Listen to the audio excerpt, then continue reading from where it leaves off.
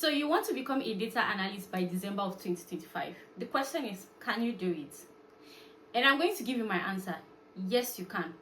But not by binge watching 20 YouTube tutorials or going around looking for videos. It's by consistency, effort, and most importantly, planning. And in this video, I'm going to walk you through a 3 to 4 months roadmap on how you can become a data analyst by the end of 2025, whether you're just starting out or you're pivoting from another industry into the data space. Now, before I dive into the roadmap, I want to believe that you have taken out time to understand the concept of becoming a data analyst, the role of a data analyst in a business, what we do, and the purpose we serve to ensure that the business stays afloat. You also want to stick to the end of this video because I have an easy and very simple route you can take to become a data analyst by the end of this year. So let's get right into the roadmap. First thing you want to do is to install Microsoft Excel. In the first month, you want to learn Microsoft Excel. So you want to install Microsoft Excel in your laptop and get a data set. If you're wondering where to get a data set from, Kaggle is one place where you can get data set to practice as a data analyst. I'll leave the link to Kaggle in my description box. The first thing you want to do is to import the data into your Microsoft Excel and then start practicing.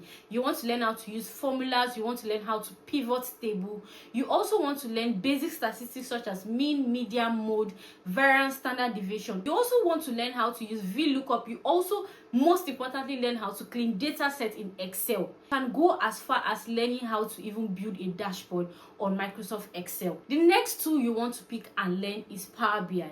Power BI is a visualization tool. So you either learn Power BI or you learn Tableau. But if you can learn Power BI, it means that you can also work with Tableau because they work hand in hand. Power BI has something called DAX function. So you learn DAX function to perform your analysis on the data set.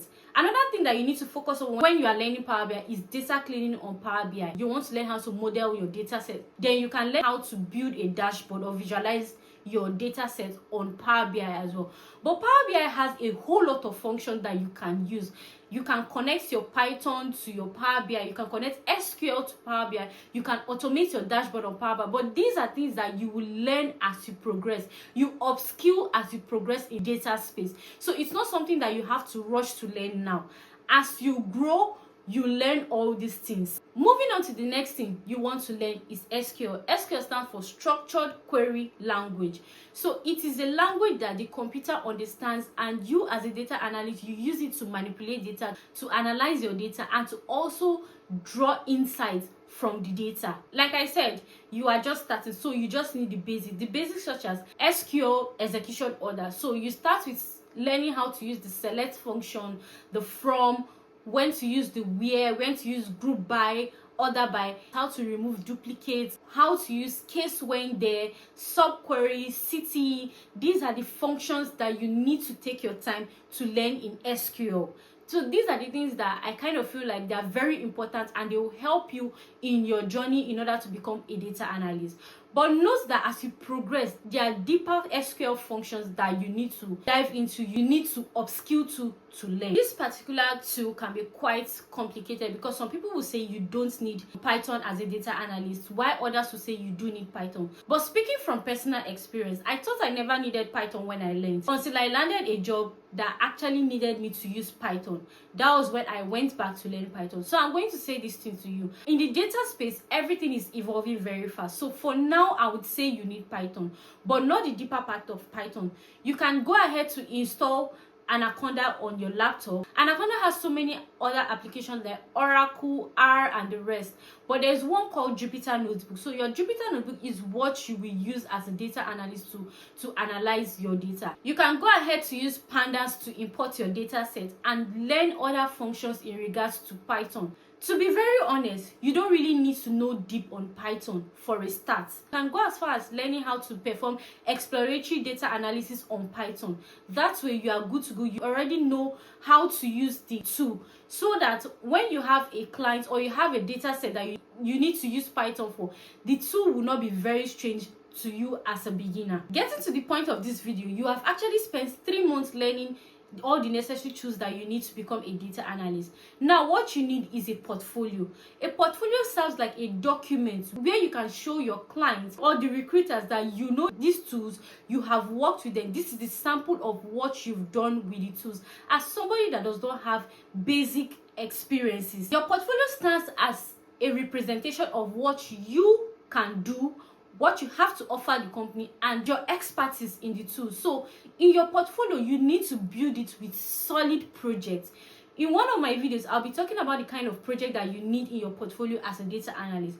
But for a start, you need a portfolio. You need to start all those projects that you've worked on from Excel to Python. You move them into your portfolio and you explain the processes on how you did all these things, how you were able to work on the data set, what was your result, and all of that in your portfolio. One general portfolio platform that you can document your work is GitHub. There are other portfolio platforms like Medium and the rest, but I'm going to say this: if you use GitHub and LinkedIn to document your work, you are good to go as a data analyst. After the end of your 3 to 4 months learning all these tools and building your portfolio, the next thing that you want to dive into is looking for a job. So you want to pick a route, or you can decide to even use both routes that you know that it is good for you or you enjoy doing. You can pick the freelancing route and you can pick the full-time route.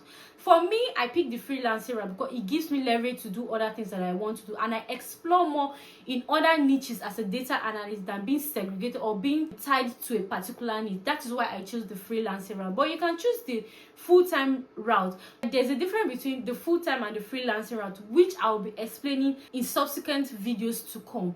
So you have to decide the routes that you want to go for, and then you start applying for jobs. You start looking into how to structure your resume to fit into the role as a data analyst, what kind of jobs you need to look out for, and most importantly, you need to position yourself. Remove imposter syndrome, because I'm going to be very honest with you, as a beginner, imposter syndrome is very, very real. So you need to remove imposter syndrome and position yourself as an expert, even if you're a beginner in the industry. Now that you have watched to the part of this video, I'm very sure that you are interested in the easiest route that you need to take for you to become a data analyst. And I'm going to be very, very sincere with you. The roadmap I dropped is for those that want to self-learn. But the truth is, self-learning is not for everybody.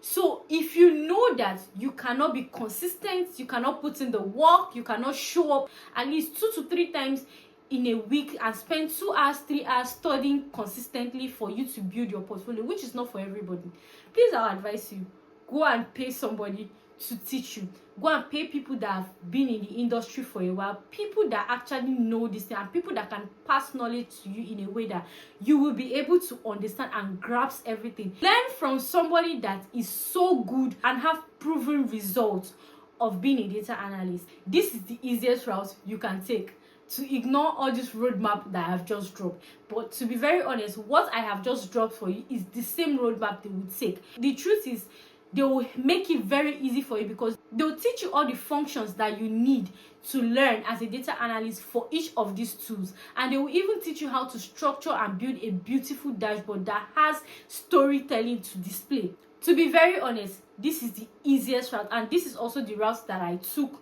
to learn data analytics. In my subsequent video, I'll be sharing everything, every single details and secrets that you need to know about the data industry as a data professional myself, and I'll be sharing things from my experience. If this is something that you will be interested in, please click the subscribe button and also drop your comments in the comment section and I'll reply you. With that being said, I'll see you guys in my next video.